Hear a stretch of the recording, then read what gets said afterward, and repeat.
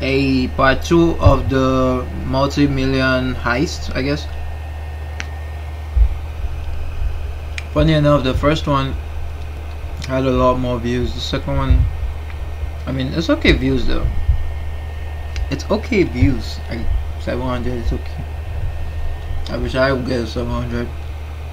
Okay, the heist. Let's go. After months of frustration trying to put a name to this face, a Crime Stoppers tip does just that. Detectives Eric McDaniel and Brian Hughes. We got a tip from 3,000 miles away telling us to know who that is. And that's what started the case going. The two detectives fly all the way from Portland to North Carolina for a meeting with a sketchy suspect named Victor Lupus. Victor Lupus? Are you sure that's a real name? Already on probation for assault. It's a long shot. Even if this is their guy, why? Wait. I mean, you are in Oregon. Why you? Wait, I mean, you are in North Carolina. Why you even? How did you even know about the picture and all that? How? Right? You're on like probation. What the hell? Why were you knowing about Why this? would he roll over? But it's the only shot they've got. Even though it's the best thing for him to do to cooperate, that's not the natural reaction for a thief. Or is to shut down, deny. That's exactly what he did. He denied ever being out here. But cops know differently. The key point for us is he tells us he's never been farther than the Mississippi River, never been farther west. At the end of the day, when we serve a warrant on his house and find receipts with his name on them and plane tickets to Portland, Oregon, it's not a lot, but you already have him caught in the lot. Why would you have a receipt, bro? Man, I'll have to throw that thing away. And that's how orange literally becomes the new black. They would have had Lucas is arrested for the Margulis robbery, and this new orange jail suit replaces the black overcoat he wore the day he took those diamonds and ran. Was it Detective one? McDaniel cleverly advises Idiot, Lucas bro. of his... How do you get caught, bro? Like you go up and get one of the craziest shit. You didn't get caught and made money and dipped out of the country or very something. limited options. People forget. Usually, the guy that steps up first and is ready to change his life, it goes easier for him. But you still have to have ownership. Caught between a rock and a hard place, Lucas begins to tell all. First, he confesses to the Portland robbery. She put them in my hands. I was looking at them and out the front door. Then he has a few more things to say. Detectives are all ears as Lupus begins to name names. Hey! Yeah, that's Michael Young. And yeah, that's Ernie. Okay. Yeah. Ernie Remore? Yeah.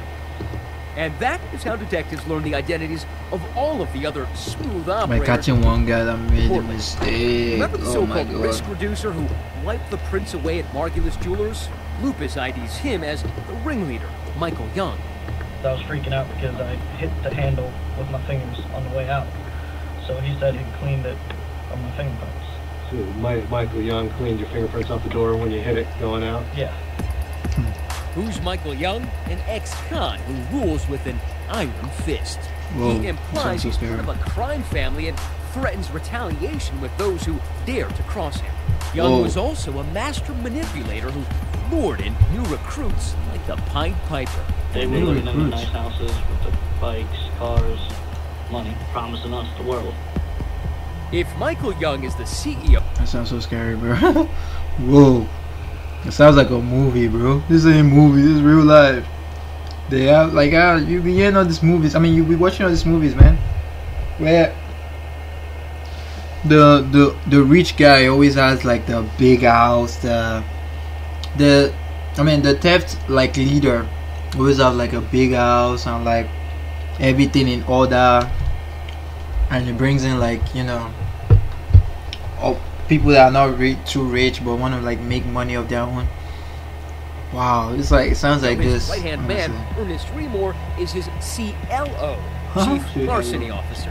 The pair, both in their 30s, had tried and failed to steal diamonds before and spent some time in prison for their efforts. This time around, they're taking a more hands-off approach.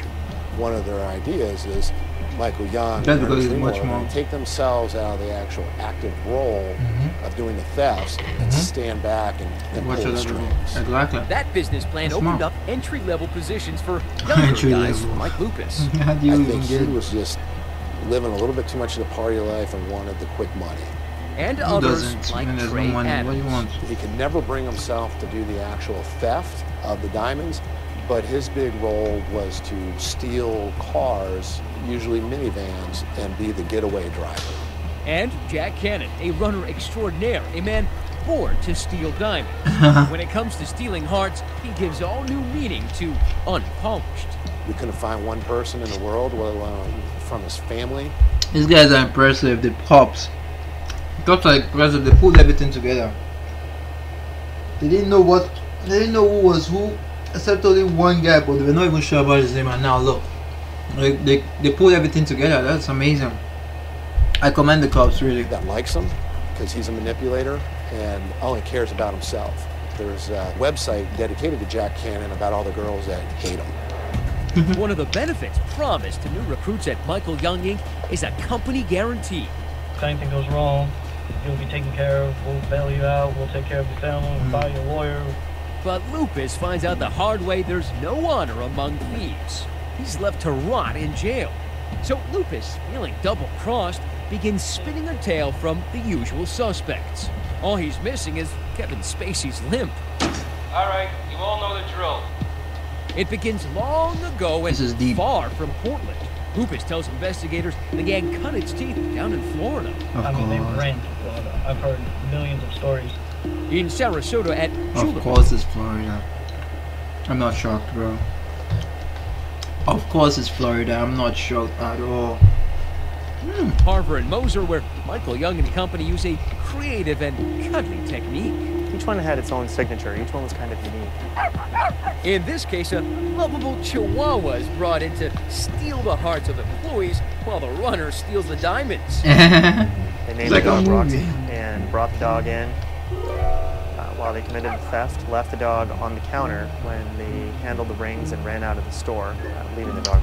Left the dog there. Please don't show me that clip. I don't want to see it. It's so painful. Bill Wilson found out the gang It sounds so painful. What the hell? He ran and left the dog there. What the? The dog don't know any of these people. Gang's bite is worse than its bark. The Vero Beach jeweler had been in the game for 40 years without ever being robbed. A streak that ended when Trey Adams His streak that ended. and Jack Cannon darkened his door. I was expecting a customer in the store, and my bell rang. Two guys with ball caps and dark glasses were there. And I said, uh-oh. His next Uh-oh, utterance what do you may mean? have been, ah! Trey had gone in first and He came fought? in with a taser and shot the old guy. Whoa. The guy just pointed a stun gun at my chest and banged me. I shook, but I didn't fall, and then he banged me again, and he banged me a third time, and my legs kind of give out. Your whole body just sort of quivers. The gang could feel 3 Wilson's times. pain. And this guy's Weeks awesome. earlier, they'd taken turns shooting each other with stun guns just to see what it felt like. No Mr. way. Young's term for practicing with the taser was to, quote, become one with the taser. That day in Vero Beach, Cannon and To Adams them, they have snapped enough time. $100,000 in down. They couldn't do anything but take him out. He couldn't run, so they had to take him out. Fucking assholes. But at least they're polite about it. They start out of the office. He looked back at me, and he said, I'm sorry, man, but I really need the money. And it was kind of a bizarre thing to say. Sorry, man. I really need the money. When the robbery roadshow comes to course you Sanibel do. Island, Young choreographs Oh, how about him? How about the guy that's selling the diamond? You think he doesn't need the money? When you look at yourself. daring getaway yet. There's only one way on and off this popular tourist destination, and that's this 3-mile-long causeway that connects to the mainland. Toll booth photos captured that moment they cross onto the island. No problem if you're Man, on these guys vacation. really went Big problem if you everywhere. just ripped off Congress Jewelers in the heart of town. What made this one unique was, after stealing the diamonds, they had put enough thought into the caper where they believed that the toll booth and the bridge could be used as choke points by the police. So after Cannon and Trey Adams steal a $190,000 ring in 90,000. broad daylight, they do what any good pirate would do. They take to the sea. So the guys leave their wash vehicle, a pickup that looks a lot like that one, and since they know they can't go over the bridge, they've got to go under it. Their mode of transportation? Boats. Wave runner. Yeah, that. I'm sorry. The aquatic escape allows Cannon and Adams to disappear among a wave of tourists out on the water. They are both good and lucky. That's very smart, You guys honestly. are halfway to safety when someone... Hey, are you here to do your job or have fun? Seriously. You seem like you want to have fun. Wave runners and we're left bobbing here in the bay until we get some help from the most unlikely of sources. Ooh. How do they pay for their rescue? With your tax dollars. I believe that partway across the channel there, that the jet skis broke down and that the United States Coast Guard helped tow them back to shore. Whoa! Whoa! LOL. By now, the crew had amassed a total of nearly $2 million in stolen stones. But they were far from through, and neither is Victor Lucas. We gotta get to 10 million, so... The Lucas confession spans hours, spinning Oh a no! tale of 10 million is something else. This one, I don't know. What's that goal? Where do they want to go to? 1,001 That's a lot of heists. money. We went from one jewelry theft here in the state of Oregon to over 25 in 8 or 9 different states across the country. They went to Texas too. The cops better hurry. The Teflon slick diamond rustlers bringing in their Whoa! gunslinger, Jack Really going that If far? eyes could kill, I would have been dead right then. Really going that far? Whoa! No, I'm sorry. That was interesting at the end. At the beginning, it was kind of not interesting, but after watching to that point, that was actually dope. I'm not gonna lie. I love that episode. I really do.